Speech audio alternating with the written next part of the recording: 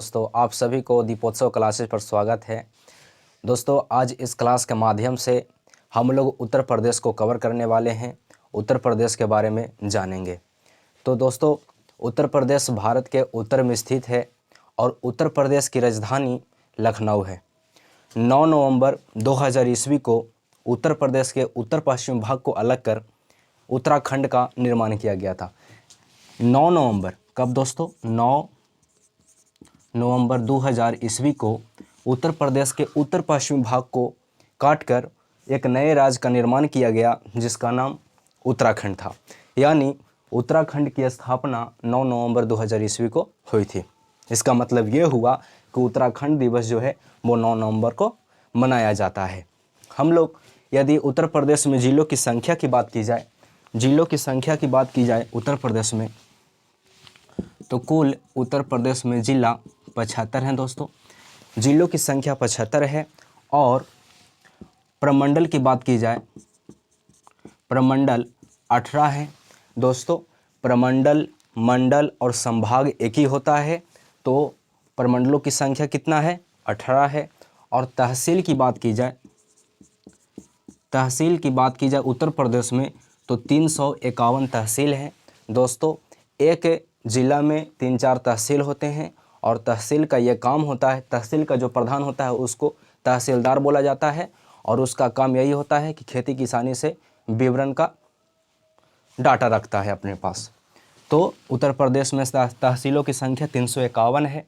यदि प्रखंडों की बात की जाए, उत्तर प्रदेश में प्रखंडों की बात की जाए तो 823 प्रखंड है। ग्राम पंचायतों की संख्या 59,002 ग्राम पंचायत है दोस्तों। उत्तर प्रदेश में विधानसभा सदस्यों की संख्या की बात की जाए, विधानसभा की सीटों की संख्या की बात की जाए तो 404 है। विधान परिषद की सीटों की संख्या 100 है। और लोकसभा की सीटों की संख्या 80 है दोस्तों। और राज्यसभा की सीटों की संख्या 31 है। विधानसभा की सीटों की संख्या 404 है। इसमें एक सदस्य आंग्ल भारतीय होता है। और विधान परिषद के सदस्यों की संख्या 100 है। इसमें एक सदस्य आंग्ल भारतीय होता है।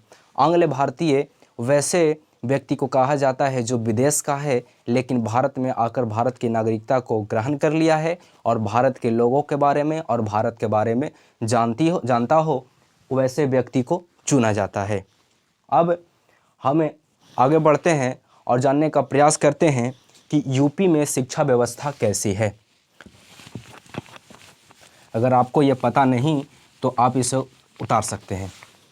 यूपी की शिक्षा व्यवस्था यूपी की जनसंख्या के लिहाज से अच्छी नहीं है और राज्यों के लिहाज से अच्छी नहीं है। यूपी की साक्षरता दर की बात की जाए, यूपी की साक्षरता दर 69.72% है दोस्तों।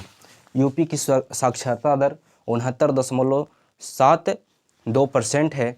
और यूपी का सबसे शिक्षित जिला गौतम बुद्ध नगर है। कौन है दोस्तों? गौतम बुद्ध नगर। यूपी का सबसे ज़्यादा साक्षर जिला गौतम बुद्ध नगर है और सबसे कम साक्षर जिला इस सबसे ज़्यादा है दोस्तों। और सबसे कम की बात की जाए तो बहराइच है। कौन है दोस्तों? बहराइच जिला यूपी का सबसे कम साक्षर जिला है। और यूपी की स्थिति साक्षरता में और राज्यों की तुलना में अच्छी नहीं है। सबसे अच्छी तो राज्यों की शिक्षा व्यवस्था जो है वो केरल की है। अब आगे हम लोग जानने का प्रयास करेंगे कि यूपी की राजनीति के बारे में। आखिर यूपी एक बहुत बड़ा राज्य है और यूपी को चलाने के लिए सरकार की आवश्यकता होती है और सरकार बनाने के लिए पार्टियों की आवश्यकता होती है। तो यूपी में बहुत सारे राजकीय और राष्ट्रीय पार्टियां हैं, तो उनके बारे में हम समझते हैं। यूपी में अभी मौजूद बीजेपी पार्टी है जिसको भारतीय जनता पार्टी कहा जाता है। कांग्रेस पार्टी है, बीएसपी है जिसे बहुजन समाज पार्टी कहा जाता है। और एसपी है जिसे समाजवादी पार्टी कहा जाता है दोस्तों, और आरएलडी है जिसे राष्ट्रीय लोकदल कहा जाता है, और एक सीपीआई है जिसको भारतीय कम्युनिस्ट पार्टी कहा जाता है। ये उत्तर प्रदेश में मौजूद प्रमुख पार्टियां हैं जिसमें राजकीय और राष्ट्रीय पार्टियां हैं। आखिर आपने सोचा है कि कोई पार्टी राष्ट्रीय कब होती है? तो राष्ट्रीय पार्टी होने के लिए कम से कम उस पार्टी को 4 राज्यों में विधानसभा के 2 सीटों पर कब्जा हो, और उसे 2 सीटों पर कब्जा हो और 6% उसको मतदान मिला हो, तो वैसे पार्टी को राष्ट्रीय पार्टी घोषित कर दिया जाता है। अभी 2022 में यूपी में विधानसभा का चुनाव है। 2022 में दोस्तों यूपी में विधानसभा का चुनाव है। 19 मार्च कब दोस्तों? 19 मार्च 2017 को यूपी की गद्दी का पदभार योगी आदित्यनाथ ने संभाला था, जो उनका कार्यकाल 14 मई कब दोस्तों? 14 मई 2022 को समाप्त हो जाएगा। अब आगे हम लोग समझने का प्रयास करते हैं, यूपी की क्षेत्रफल के बारे में जानते हैं। यूपी की क्षेत्रफल की बात की जाए तो यूपी का क्षेत्रफल 2,40,728 वर्ग किलोमीटर है दोस्तों। यूपी के क्षेत्रफल 2,40,728 किलोमीटर है, और क्षेत्रफल की दृष्टि से यूपी भारत का चौथा सबसे बड़ा राज्य है। पहले स्थान पर राजस्थान, और दूसरे स्थान पर मध्य प्रदेश आता है, और तीसरे स्थान पर महाराष्ट्र आता है, और चौथे स्थान पर हमारा यूपी आता है। और कैमा है दोस्तों? स्थान कितना है? चौथा। क्षेत्रफल की दृष्टि से यूपी का सबसे बड़ा जिला,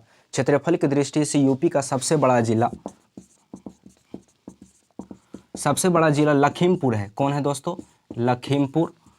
और क्षेत्रफल की दृष्टि से यूपी का सबसे छोटा जिला की बात की जाए तो हापुड़ है। कौन है दोस्तों? हापुड़। सबसे बड़ा जिला लखीमपुर है और सबसे छोटा जिला हापुड़ है क्षेत्रफल की दृष्टि से। अब हम लोग आगे जानने का प्रयास करते हैं जनसंख्या के बारे में। आपको ये पता नहीं तो आप इसे नोट कर सकते हैं। यूपी की जनसंख्या के बारे में हम लोग जानने का प्रयास करेंगे। यूपी की जनसंख्या की बात की जाए तो यूपी की जनसंख्या लगभग 23 करोड़ है। कितना है दोस्तों? लगभग 23 करोड़ है। और जनसंख्या के दृष्टिकोण से यूपी भारत का पहला राज्य है। स्थान कितना है दोस्तों जनसंख्या में? प्रथम है। जनसंख्या के दृष्टिकोण से यूपी का सबसे बड़ा जिला इलाहाबाद है। सबसे बड़ी जिला कौन है दोस्तों? सबसे बड़ा जिला कौन है दोस्तों? इलाहाबाद, जिसे वर्तमान समय में प्रयागराज के नाम से जाना जाता है। और जनसंख्या के दृष्टिकोण से यूपी का सबसे छोटा जिला कौन है दोस्तों? सबसे छोटा जिला महोबा है। जनसंख्या के दृष्टिकोण से सबसे बड़ा जिला इलाहाबाद या प्रयागराज है, और सबसे छोटा जिला महोबा है। और जनसंख्या के दृष्टिकोण से यूपी भारत में प्रथम स्थान रखता है, और यूपी की जनसंख्या लगभग 23 करोड़ है। अब हम लोग आगे समझने का प्रयास करेंगे, आखिर यूपी जो राज्य है वो किन किन राज्यों के साथ सीमा बनाती है और कितने राज्यों के साथ सीमा बनाती है। तो यूपी 8 राज्यों के साथ सीमा बनाती है। कितने राज्यों के साथ दोस्तों? 8 राज्यों के साथ सीमा बनाती है। इन राज्यों का नाम याद रखने के लिए एक ट्रिक है जो इस प्रकार है: हिमराज के 2 खंड और 36 दिल के मध्य में हरि और बिहारी हैं। क्या है दोस्तों? हिमराज के 2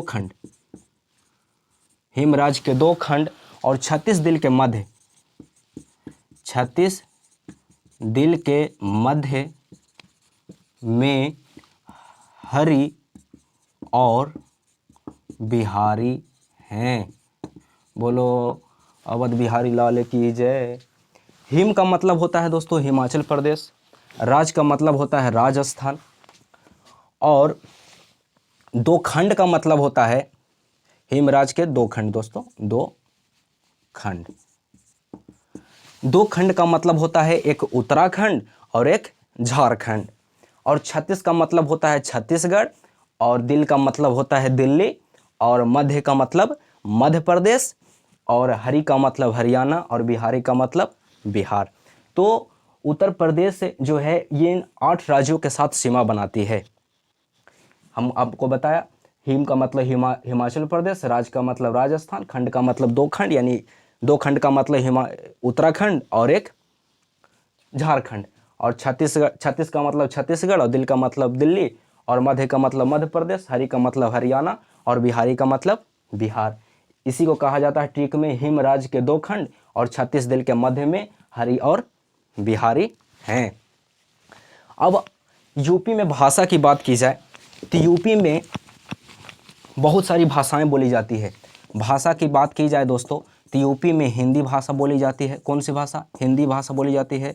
उर्दू भाषा बोली जाती है, अवधी बोली जाती है, ब्रज भाषा बोली जाती है दोस्तों, ब्रज भाषा, अंग्रेजी बोली जाती है, बुंदेलखंडी भाषा बोली जाती है। यूपी में बोली जाने वाली ये प्रमुख भाषाएं हैं। यूपी की कृषि व्यवस्था कैसी है? पूरे भारत का कृषि योग्य भूमि का 12% भाग जो है, कितना दोस्तों? 12% भाग वो उत्तर प्रदेश में मौजूद है। यूपी दुग्ध उत्पादन में भारत में प्रथम स्थान रखता है, गेहूं के उत्पादन में प्रथम स्थान रखता है, मसूर के उत्पादन में प्रथम स्थान रखता है, और जौ के उत्पादन में प्रथम स्थान रखता है। यानी यूपी में खेती जो है वो बहुत बड़े पैमाने पर किया जाता है। अब हम लोग समझेंगे दोस्तों यूपी के राजकीय प्रतीक के बारे में। अब हम लोग समझने का प्रयास करते हैं दोस्तों उत्तर प्रदेश के राजकीय प्रतीक के बारे में। तो एक एक करके हम लोग चलेंगे। वीडियो स्किप इसलिए किया था मैंने ताकि या इसको लिखने में जो टाइम मैंने गवाया ये आपको बचे। तो चलते हैं दोस्तों राजकीय चिन्ह के बारे में जानते हैं। तो उत्तर प्रदेश का राजकीय चिन्ह जो होता है वो मछली और तीर कमान। उत्तर प्रदेश सरकार में जो भी राजकीय प्रतीक के रूप में लिया जाता है उस पर देखिएगा मछली और तीर कमान का निशान जरूर होता है। अब हम लोग आगे से जानने का प्रयास करते हैं उत्तर प्रदेश के राजकीय पशु के बारे में। तो उत्तर प्रदेश का राजकीय पशु बारहसिंघा है। कौन है दोस्तों? बारहसिंघा। उत्तर प्रदेश का राजकीय मछली चित्तल है। कौन है दोस्तों? चित्तल एक प्रकार की मछली है। उसका मुंह पतला होता है और उसका जो बैक साइड होता है और जो स्टोमच होता है वो बड़ा मोटा होता है, और उसका जो मुड़ी होता है वो बहुत पतला होता है। चित्तल मछली का नाम है। राजकीय पक्षी की बात की जाए तो उत्तर प्रदेश का राजकीय पक्षी सारस है। कौन है दोस्तों? सारस। राजकीय वृक्ष उत्तर प्रदेश का राजकीय वृक्ष अशोक है। उत्तर प्रदेश का राजकीय पुष्प पलाश है। पलाश का पेड़ होता है, पलाश का फूल भी होता है जिसमें कोई गंध नहीं होता है, लाल रंग का होता है दोस्तों। राजकीय खेल की बात की जाए उत्तर प्रदेश के राजकीय खेल हॉकी है। उत्तर प्रदेश का राजकीय खेल हॉकी है। राजकीय नृत्य कथक है। कथक एक प्रकार का डांस है दोस्तों, और जो उत्तर प्रदेश का राजकीय नृत्य है। राजकीय भाषा उत्तर प्रदेश की राजकीय भाषा हिंदी है। उत्तर प्रदेश में हिंदी को पहला स्थान दिया गया है और उर्दू को दूसरे स्थान पर रखा गया है। तो ये मैंने पूरा बताया उत्तर प्रदेश के बारे में।